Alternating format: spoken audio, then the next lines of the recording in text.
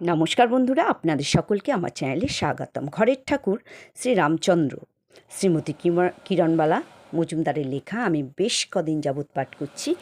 তো আমার পিতামাতাকে প্রণাম জানিয়ে ও গুরুদেবের চরণে সশস্ত্র প্রণাম জানিয়ে আজকের পাঠ শুরু করছি। আগের দিন যা করে পাঠ করেছিলাম ঠিক তারপর থেকে পাঠ করছি। প্রসঙ্গত দু একটা কথা মনে হয়। সে সময় যারা আসতো ঠাকুর তাদের অনেককেই সত্যনারায়ণের পূজা করতে বলতেন। ঠাকুর যেন স্বয়ং সত্যনারায়ণের প্রচারে আত্মনিয়োগ করেছেন। আরও একটা কথা মনে পড়ে, অনেককাল থেকে যারা ঠাকুরকে দেখেছেন তারা বলতেন যে ঠাকুর কোনো দিনও কোনো পূজার কথা বলতেন না, কিন্তু এখন প্রায় সকলকেই সত্যনারায়ণ পূজা করতে বলেন। এই পরিবর্তন তাদের অনেকেরই ভালো লাগে না। আগে ছিলেন যেন পরম আত্মীয়, নানা রকম কথাবার্তা বলতেন, পূজা আর্চার কথা কদাচিৎ বলতেন। আরও পরের কথা মনে হয়, তখন ঠাকুরের আর এক পরিবর্তন হয়ে গেছে। কেউ এলে তিনি বলতেন আমি চোখে দেখি না, কেউ কিছু বললে বলতেন আমি শুনতে পাই না। অথচ সে সময় সত্যিই কোনো কামনা ছাড়া শুধুমাত্র তাকে দেখতে কিংবা তার চরণ স্পর্শ করার জন্য এসেছেন। তাদের দেখেই ঠাকুর নাম ধরে ডেকেছেন, পরিবারের কুশল সংবাদ জিজ্ঞাসা করেছেন, অনেক কথাই বলেছেন তাদের সঙ্গে। কিন্তু বেশিরভাগ লোককেই তিনি বলেছেন যে তিনি চোখে দেখেন না, কানে শোনেন না। তখন তিনি যেন নিরপেক্ষ মূর্তি ধারণ করেছেন, সুখে দুঃখে স্থির। এই কঠোর মূর্তি আমাদের কাছে সম্পূর্ণ অপরিচিত। এ কি সত্যি ভালো লাগে? যাই হোক, সত্যনারায়ণের আবির্ভাবের দিন চারেক পর ঠাকুর কর্তাকে বললেন, আপনার বাড়িতে সত্যনারায়ণ আসছেন। বেহালায় এক জমিদার বাড়িতে পাথর বাটিতে জগন্নাথ মূর্তি উঠেছে। তারা বড়ই ভাগ্যবান। আপনার বাড়িতে তো তীর্থস্থান হইয়াছে। কলিকালে বহু ভাগ্যে এমন হয়। ঠাকুর নিজে এতদিনে এতভাবে সত্যনারায়ণ মাহাত্ম্য বর্ণনা করেছেন, অথচ আমরা কিছুই দেখি না। কোনো রকম অলৌকিক দৃশ্য তো চোখে পড়ে না বা শুনিও না। তাই ঠাকুরকে বললাম, একদিন বাবা আপনি তো দেখেন, আমরা তো দেখতে পাই না, আপনার পুণ্য বলে আমাদের একদিন দেখান। উত্তরে ঠাকুর বললেন, আমার কি সাধ্য আছে? আমি আপনারে দেখাই এমন ক্ষমতা কি আমার আছে? ঠাকুরের কথার বলার ভঙ্গিটি যেন তিনি অতি সাধারণ মানুষ, তার কোনো বিশেষ ক্ষমতা নেই। তার আচরণে সাধারণত্ব আরও বেশি। তার কথা ভেবে আজ মনে হয় যেখানে তিনি স্বয়ং উপস্থিত থাকেন, তার সেবার জন্য দেবদেবী সাধক প্রভৃতি দেহী বা বিদেহী হয়ে আসেন। তীর্থ তো সে জায়গায়। তার চরণস্পর্শে ফরিদপুর, কলকাতা, ঢাকা, চট্টগ্রাম, নোয়াখালী, ফেনী, কুমিল্লা, কাশী, পুরী ইত্যাদি স্থান, কত জনের বাড়ি, কত জায়গা তীর্থে পরিণত হয়েছে। এর সম্পূর্ণ তালিকা কারোর পক্ষে দেওয়া সম্ভব নয়। 1941 সালের ডিসেম্বর মাস, বোমা পড়ার ভয়ে অনেকেই কলকাতা ছেড়ে চলে যাচ্ছেন। ঠাকুর তখন আমাদের বাড়িতেই।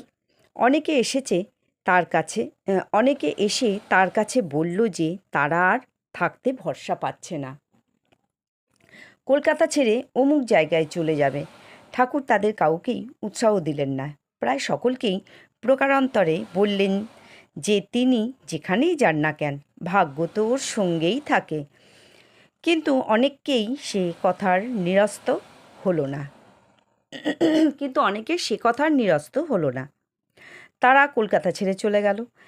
এক ভদ্রলোকের কথা মনে পড়ে। তিনি একেবারেই যাওয়ার জন্য ব্যবস্থা করে যাওয়ার দু একদিন আগে এসে ঠাকুরকে প্রণাম করে বললেন, ঠাকুরমশাই, আর কলকাতায় থাকতে ভরসা পাচ্ছি না।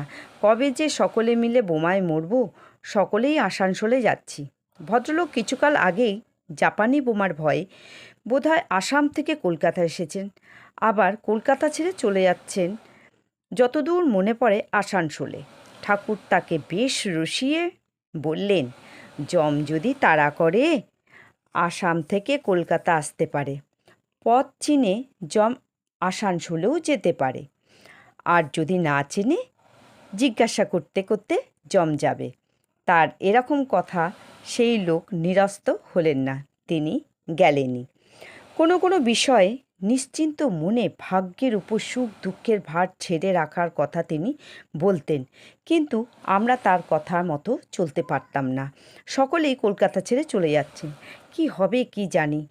ঠাকুর বাড়িতে আছেন, তিনি কোথাও যাওয়ার কথা বলছেন না, তাই ইচ্ছে হলেও আমাদের কলকাতা ছাড়া হচ্ছে না।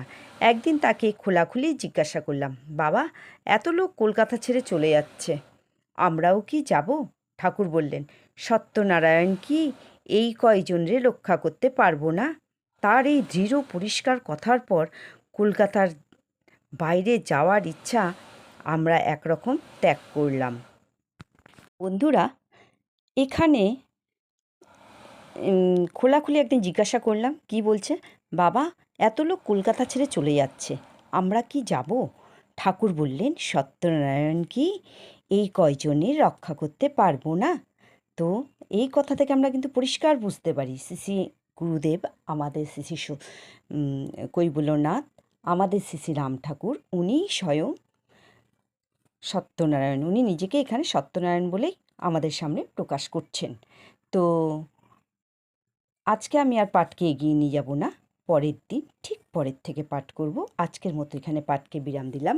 আর আশা করি আপনাদের এই ঠাকুরের টুকরো টুকরো ঘটনাগুলি শুনতে ভালোই লাগছে, এবং এর থেকে আমরা অনেক কিছু জানতেও পারছি ঠাকুরের সম্বন্ধে। ঠাকুরের যেমন এই সত্যনারায়ণের আবির্ভাবটা কবে হয়েছিল সেই তারিখটাও পরিষ্কার লেখা আছে এখানে, 14ই আশ্বিন।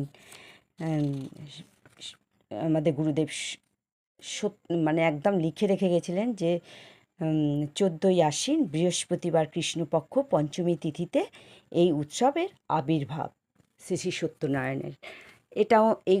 এটাও আমরা জানতে পেরেছি। তো আজকে পাঠকে আর এগিয়ে নিয়ে গেলাম না, পরের দিন আবার ঠিক পরের থেকে পাঠ করব। আর আমার ভুল ত্রুটিগুলি আপনারা নিজ গুণে ক্ষমা করে দেবেন। নমস্কার।